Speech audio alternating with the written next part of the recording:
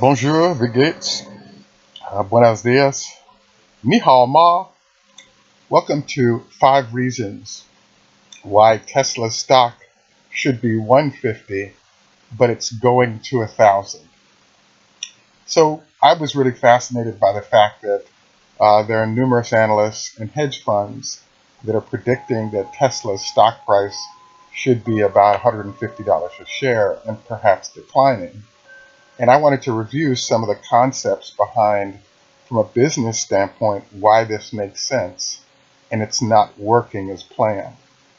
The first item to consider is if you watch General Motors, BMW, Mercedes, etc., an interesting problem has popped up, which is in Germany right now, the one of the environmental heads of a fairly large, if you will, state in Germany currently drives a Tesla Model S because she's the environment minister, and there's no domestic manufacturer that provides a car with enough range for her to be able to move between all aspects of where she currently lives. Um, I thought this was fascinating because even at home, the major manufacturers are at a disadvantage, and they're busy deconstructing, in particular, the Model X right now in order to further understand the creative threat. So the first point I wanted to make is that Tesla is supposed to be squashed by Mercedes-Benz or one of the other big names, even, for example, the folks in Korea who have a longer knowledge of battery technology. The reality is obviously that's not occurred. The minimum standard that most people use for the distance that you want to purchase a car with very low range anxiety is 200 miles in distance. And currently, only GM through the Volt really offers a vehicle that is competitive in that fashion. The second reason why, so basically, um, the problem right now is that Tesla should be destroyed by a big firm because all they have to do is use their ability to underprice anything Tesla can do to put Tesla out of business. The problem is it's hard to underprice someone when you actually don't have a product you can sell to compete with them, that would be the offset of what customers might buy. So this gives Tesla sort of cover, at least for the next couple of years, until the large manufacturers can come up with legitimate responses. The second angle on this is a concept that's called fungible capital. Tesla, in concept, because they're a small firm and there are a bunch of risks, should theoretically have the problem of having a hard time going to the capital markets to get cash, or even getting loans from big banks because they're a risky proposition.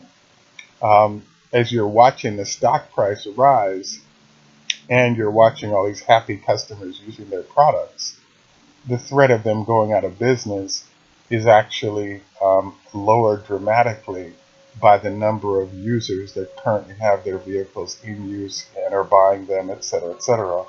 So the decline in stock price based on them potentially being destroyed by a new competitor or an old competitor is kind of limited by the fact that um, there's this issue of batteries. Um, GM is using batteries, GM, etc. I should say, they're all using Korean batteries primarily. I guess Panasonic is in the mix as well, but they're foreign battery manufacturers, and it takes time to build new factories.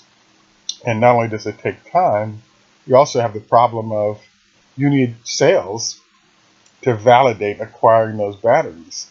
So there's the potential that if you built your own battery facilities, do you have enough throughput of sales to justify anybody doing business with you? The third reason why Tesla should go out of business is Elon Musk is crazy in theory, and therefore you have a mercurial leader who doesn't have a clue.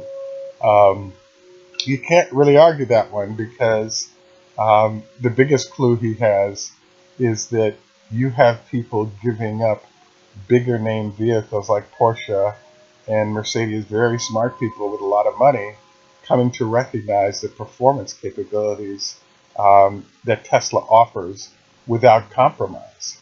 So, what do I mean by without compromise? I've been testing cars for over 30 years, and one of the rules of thumb is that if you have a car that's extremely fast, um, etc., it's very hard to get into. It's very painful to drive on a day-to-day basis. So when you have a vehicle like the Model S and X, you're able to outperform as well, if not better, than cars that are worth 2, 3, 4 times the money, but you don't have the compromises of no back seat, no trunk, low to the ground, hard to get in, etc., etc.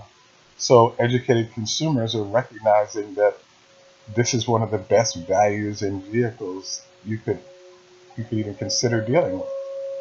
Um, the often mentioned final question mark is um, Tesla should go out of business because as soon as Porsche or BMW or others deliver their answer to Tesla, the advantages Tesla has will disappear, and therefore the customers will all flock to these large manufacturers for this solution. Um, I believe that there's some validity to that because the dealer networks that are enjoyed by the big makes are clearly an advantage. They also have capital advantages because they can lever access to capital from all the operations they currently have. All of that is true. One of the rules in Silicon Valley is that if you have a company that's in operations, what can you deliver to the customers that's new and sufficiently beneficial to pull you away from the solution you already have? So the answer to this is that I think the biggest solution is that many folks have long-standing relationships with big makes. It's just that in 3 years from now, when those large companies are ready to come after Tesla with legitimately competitive products, to what extent will Tesla have an advantageous position in relationship with customers in a bunch of different ways? One of the biggest sort of just about to happens is um, there's talk of a 15-minute fully charged option coming in via Tesla. So from a technology standpoint, if you can almost equivocate charging your Tesla to actually putting gas in a car in time, um, that'll be a game changer because other manufacturers may develop that capability because they could install the technology for that. But if you don't have supercharger stations to fuel that, you now have the challenge of how do you compete with that.